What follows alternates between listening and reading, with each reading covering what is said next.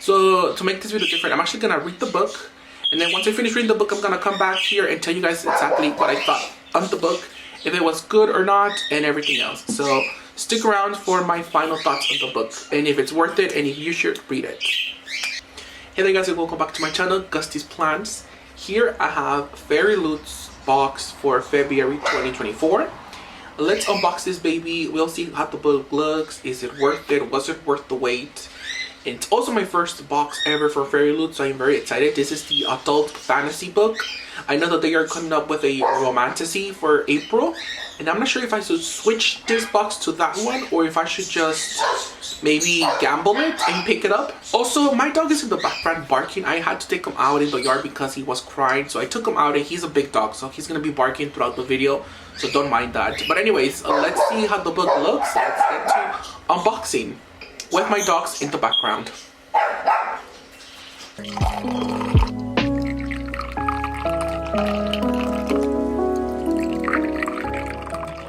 I already know what the book is. I saw the spoilers on Instagram, and I also saw a girl here on YouTube unboxing of the book, so I already know what the book is. So her book arrived damaged. It had a bunch of damaged. I'll leave her video on the description box. It was damaged, and I am kind of surprised, and I am kind of worried that mine will be damaged as well. But let's go ahead and get started. So this is, like I said, this is the adult fantasy from Fairyloot. It's my first ever book from them, so let's unbox it and take it out of this satchel. I'm super excited. Okay, yes. Okay, so let me see if I could do a close-up so you guys can see a better look of it. But here it is. Oh my gosh, isn't this exciting? I'm gonna do close-ups right now so you guys can see how the book is and how the book looks and everything. So this is the book A Fate Inked in Blood by Danielle Jensen. So this one says, born in fire, chosen by the gods, it was foretold that she would unite a nation, but unfated weave their own destiny, even if what they want is forbidden, and she wants him. So far the book looks really, really nice. I like the kind of like the Norse mythology look of the book. It also has birds, which I'm sure are related to the book. So I'm also interested in looking at the font size and the amount of pages, and if it has a map and all that stuff. So let's first see the book before we get to the insides. So it has fan art and both end pages. It doesn't have anything on the paper itself in the back sheet of the cover. And it also has the title, Fate Inked in Blood, in the back of the book spine. Inside the actual book, now the actual hardcover of the book, it has a nice incrustation of the two main characters. And I think it looks nice. I think the main characters are Feyre and Bjorn. I think it looks gorgeous. I am super happy with the book. I kind of was expecting a little bit more though for it to be my first book, but it's okay. It is what it is. So it does have 409 pages, which is a medium-sized average book. Looking at the text, it does have quite a large text, so it's gonna be, I hope, a quick read. It's not that big of a book, considering the font is kind of big. Now the actual chapter splits do have like a nice background of like the sword, so that is a really nice touch, and I really like that. That's really cool. So it does have like a signature here. No, it does have a bit of like a signature. I'm not sure if you guys can see that. It looks like it might have just been sprayed edge, or no, it looks like an actual signature from the author, so that's really cool. Alright, it doesn't have a map. Now something that I do want to say though is that sometimes when books have kind of like the character in the book, it kind of I don't like that, because I kind of want to read the book and I want to picture the main characters in my mind how I picture them as I'm reading the book. So when they kind of depict you the image of how the character looks, it kind of takes away from me imagining how the character looks like in my mind, because it's completely different than what I had envisioned while reading the book. So I kind of wish for them to just give us kind of like a background of like a, I don't know, maybe a map or maybe some, you know, mountains, maybe like a city instead of like the character art. But that's just me being picky.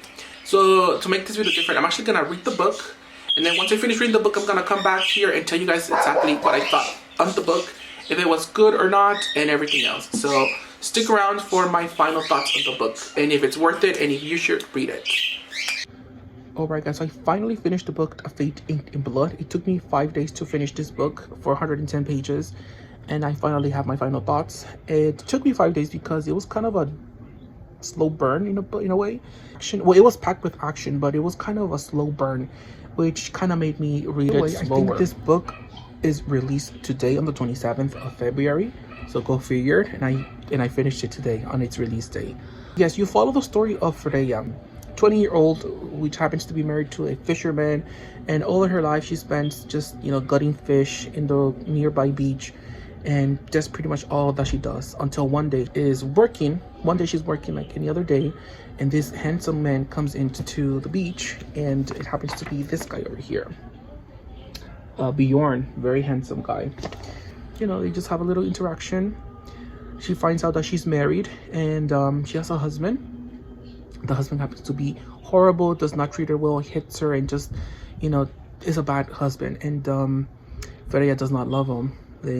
All these years though, they've been trying to have a kid. He's been trying to get her pregnant, but she puts lemon juice on her crotch to kind of destroy the sperm from giving her, you know, getting her pregnant. While all this is going, Freya has a secret.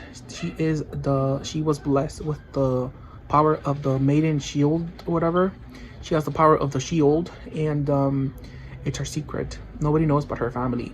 Somehow this guy, the husband, finds out, and he calls in the Jarl, which is the king of that little town, to come over to meet his wife. What happened is that the guy sold his wife to this Jarl, the king, and the king just went in for her to scoop her up and take her with him. This guy happens to be the father of this guy, Bjorn. Freya gets really mad. She kills her husband because, why did you do this to me? And then that's that. So this is kind of the beginning of the book, the first chapter. Throughout the story though, you keep reading about Freya and her story and her powers, but the book is very repetitive. You don't really know much more about the story plot. The plot is kind of there, but like it doesn't really.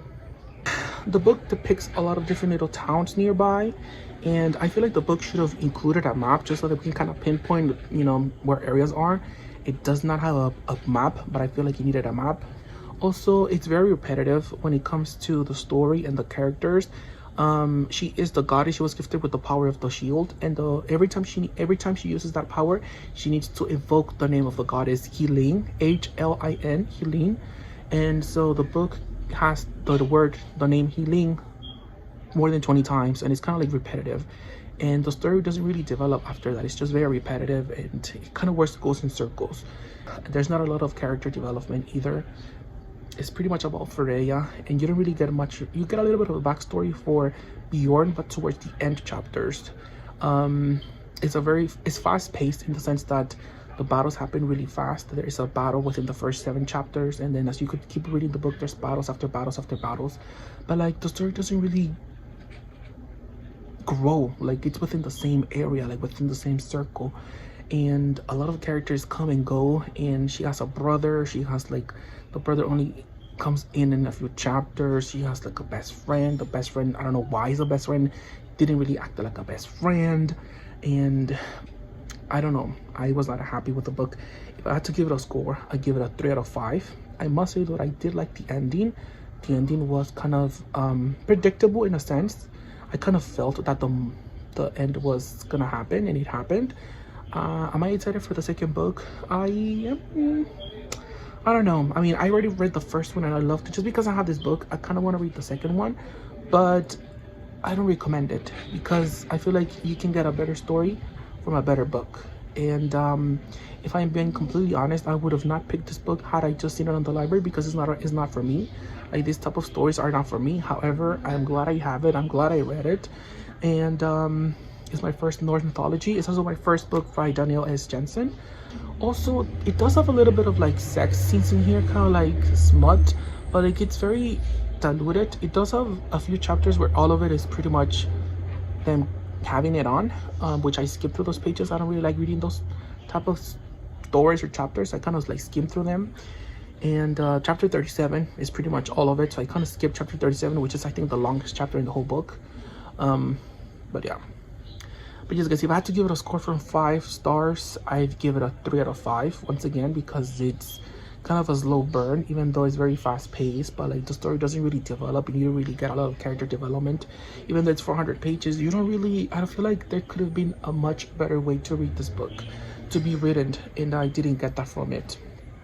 If you read this book though and you liked it, let me know in the comments below. And if you plan on reading this book, let me know in the comments below. And yeah, so I hope you guys enjoyed this video. Thank you so much for watching. Kapong arigato. Gozaimashita.